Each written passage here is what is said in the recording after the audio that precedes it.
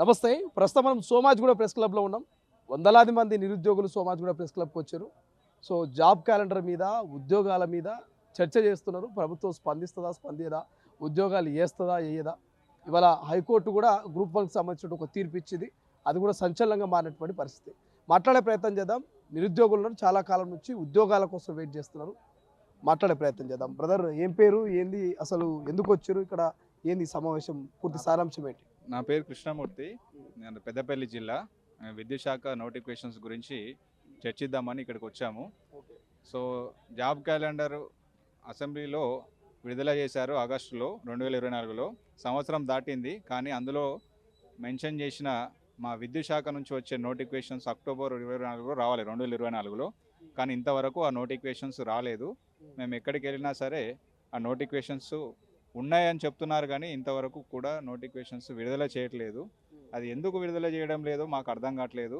అందుకే మేము వివిధ రకాలుగా గవర్నమెంట్ మీద ఒత్తిడి తీసుకురావడానికి, అలాగే మా నిరుద్యోగ అంశము ఎస్పెషల్లీ మా విద్యుత్ శాఖలో ఉన్న నోటిఫికేషన్, ఎందుకంటే మేమంతా ఇంజనీరింగ్ విద్యార్థులము.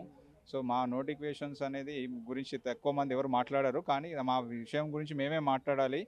ఆ, వివిధ రకాలుగా ఒత్తిడి తీసుకురావాలి గవర్నమెంట్ మీద అని చెప్పేసి మేము ఇక్కడికి వచ్చాము. ఇప్పుడు ఏ డిపార్ట్మెంట్ నుంచి వచ్చారు? ఓన్లీ ఎలక్ట్రికల్ అయినా వేరే వేరే డిపార్ట్మెంట్స్?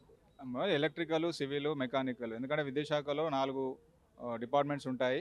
అది ట్రాన్స్కో, జెన్కో, ఎన్పిడిసిఎల్, ఎస్పిడిసిఎల్. అందులో ఎలక్ట్రికల్, సివిల్, మెకానికల్, ఇంజనీరింగ్ సంబంధించిన నోటిఫికేషన్స్ దాదాపు 5,300 చిల్లర వేకెన్సీస్ ఆర్థిక శాఖ ఆమోదానికి కూడా పంపి ఉన్నాయి.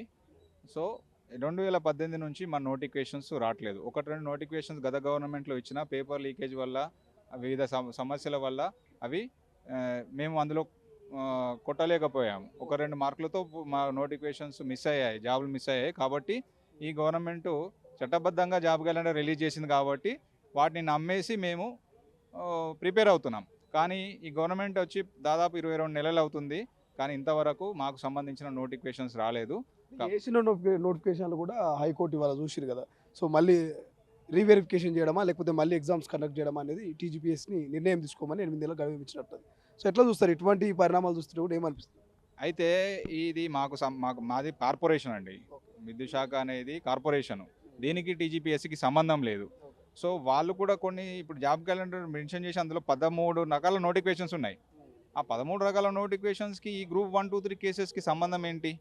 ఎందుకంటే అవి విడుదల చేయొచ్చు, దానికి దీనికి నోటిఫికేషన్స్కి సంబంధమే లేదు.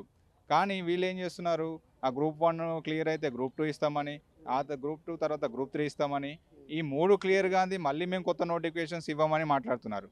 కానీ ఈ నోటిఫికేషన్స్కు మా ఇంజనీరింగ్ నోటిఫికేషన్స్కి ఏం సంబంధము? మాకు చాలా ఉన్నాయి అలాంటివి. అది ఫారెస్ట్ బీట్ ఆఫీసర్ కానీ, ఎస్ఐపిసి కానీ, డిఎస్సి కానీ, అలానే మా ఇంజనీరింగ్ నోటిఫికేషన్స్, విద్యుత్ శాఖ నోటిఫికేషన్స్ కానీ, ఏడబ్ల్యూ కానీ, డిప్యూటీ సర్వేయర్ కానీ, ఇలాంటి సంబంధించిన నోటిఫికేషన్స్కి గ్రూప్ 1 కేసుకి సంబంధమే లేదు.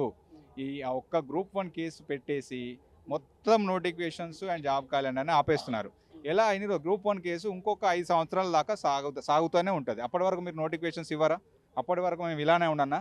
పోనీ ఇవ్వమని చెప్పండి, మేము అసలు నోటిఫికేషన్స్ ఇవ్వమని చెప్పండి, మా దారి మేము చూసుకుంటాము.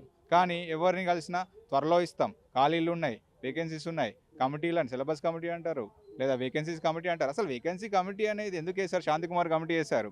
ఆ కమిటీ వేయకముందే మీ జాబ్ క్యాలెండర్ రిలీజ్ చేశారు. మరి మీకు వేకెన్సీ తెలియకముందే జాబ్ క్యాలెండర్ రిలీజ్ చేశారా?